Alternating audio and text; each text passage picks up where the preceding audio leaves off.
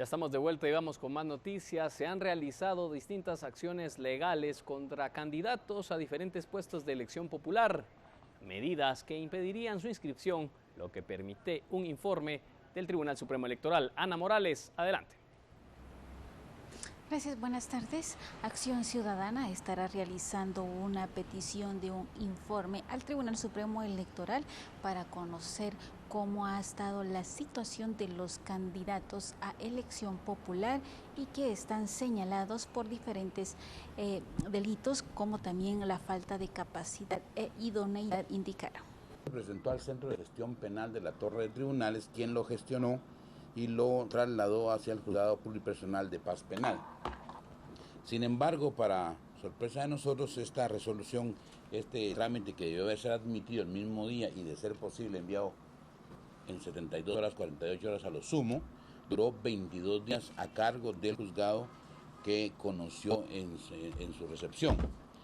El día de ayer nos enteramos, por visita hecha al órgano jurisdiccional, que se elevó a la Corte Suprema de Justicia el 28 de julio del 2015. Pues nosotros consideramos entonces que ese mismo criterio que ha sostenido la Corte debe de ser utilizado por el Tribunal Supremo Electoral al momento de hacer la evaluación de las instituciones que le son requeridas. De acuerdo a los derechos de antejuicio y la revisión que la Corte Suprema de Justicia debe realizar con los candidatos que se les ha pedido este antejuicio, indicaron los abogados de que se puede realizar con celeridad. Candidaturas señaladas por falta de capacidad, idoneidad u honradez para optar a cargos de elección popular. Esto para que se aplique de manera coherente el artículo 113 de la Constitución. Por ejemplo, el exalcalde de Cajolá, Mario Menchú Huenil, que fue removido del cargo por el mismo Tribunal Supremo Electoral por abandono de funciones y con denuncias penales por coacción, falsedad ideológica, perjurio, malversación, enriquecimiento ilícito, concusión, fraude, incumplimiento de deberes y abuso de autoridad, y a pesar de ello fue inscrito. También el segundo ejemplo está el candidato alcalde de San Pedro Zacatepeques, San Marcos, con denuncia penal presentada por la Contraloría General de Cuentas por malversación sin que se le haya revocado su finiquito, y también la persona fue inscrita. Otro de los casos paradigmáticos que nosotros hemos asistido es el candidato alcalde de San Pedro Jocopilas, a quien le declararon con lugar el antejuicio por peculado por sustracción, abuso de autoridad, incumplimiento de deberes, y a pesar de ello también fue inscrito. Entonces vamos a plantear solicitudes para que se reexaminen casos como los que estamos ejemplificando, y que el Tribunal Supremo Electoral cumpla con su función política de velar por la capacidad, idoneidad y honradez de los candidatos, que es un concepto político.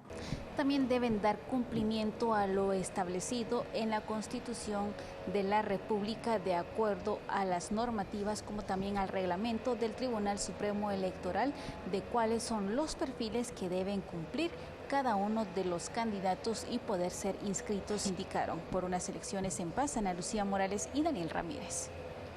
Y la ejecución del presupuesto para las elecciones avanza, pero será hasta después de los comicios cuando el techo presupuestario para el Tribunal Supremo Electoral se elevará. Los magistrados esperan que este desfinanciamiento no impacte en el actual proceso de elecciones. Carolina Leverón, adelante. Gracias, buenas tardes. Efectivamente, el Tribunal Supremo Electoral ha ejecutado cerca del 34% del presupuesto de 500 millones de quetzales asignado para la organización de las elecciones generales de este año.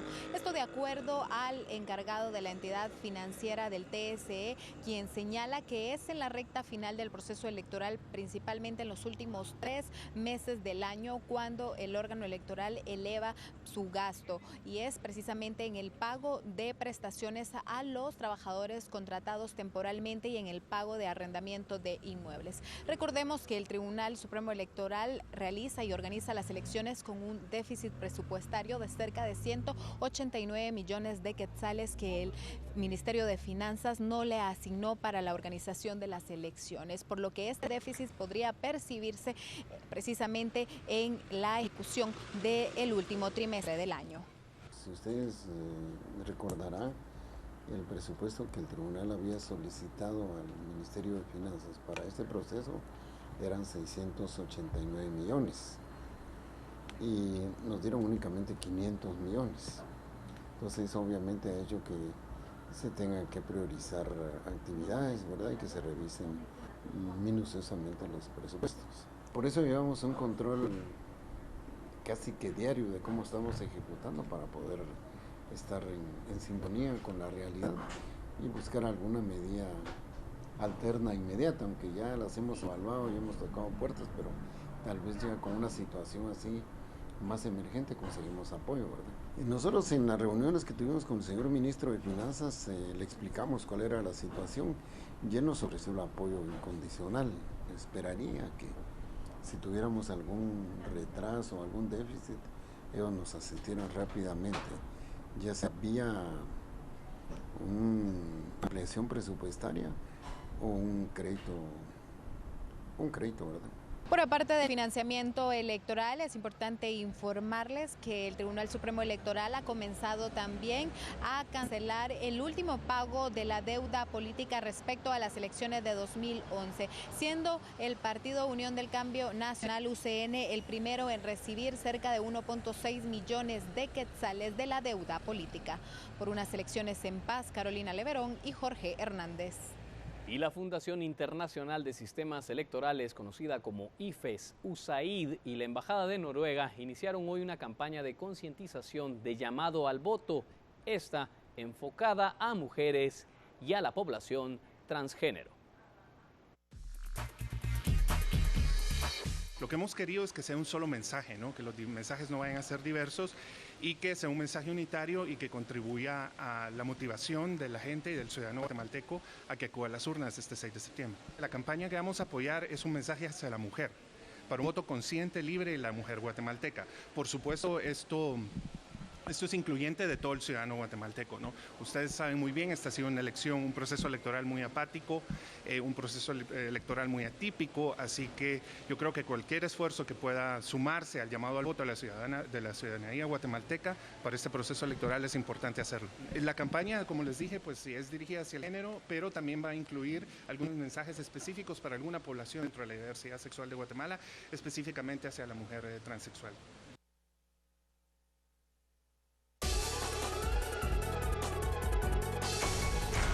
Tenemos información que se genera y de última hora la Corte de Constitucionalidad resolvió otorgar un amparo a la Comisión Internacional contra la Impunidad en Guatemala con el amparo y antejuicio contra el diputado del Partido Patriota Gudy Rivera, y este vuelve a la Corte Suprema de Justicia ahora, la cual deberá evaluar nuevamente si se da trámite o no a este proceso.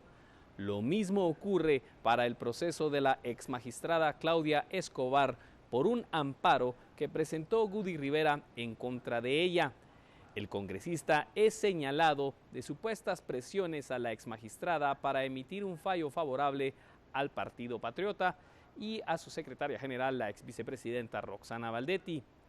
Entonces, la Corte de Constitucionalidad resuelve que otorgar amparo a la Comisión Internacional contra la Impunidad en Guatemala y también al diputado Gudy Rivera. Con esto, los dos procesos de antejuicio regresan ahora a la Corte Suprema de Justicia para que se vuelva a conocer el proceso.